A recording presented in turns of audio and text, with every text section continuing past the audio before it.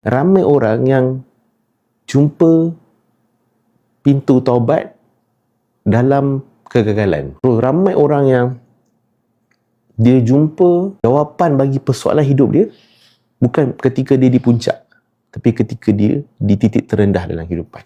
So di titik terendah kehidupan itu juga adalah rahmat. So it's okay. It's okay. Contoh kan flexing. Pernah dengar flexing tak?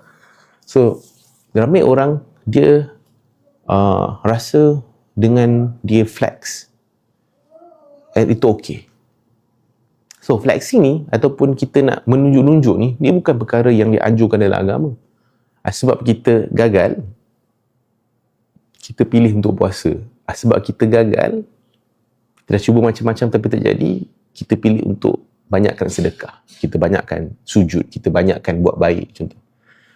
So nampak tak, dengan gagal itu dia membuka ruang untuk kita buat banyak kebaikan. Instead of bila kita berjaya, tak adanya kita nak rasa nak puasa lebih sikit, nak sujud lebih sikit, nak sedekah lebih sikit. Tak adanya sebab dah rasa best.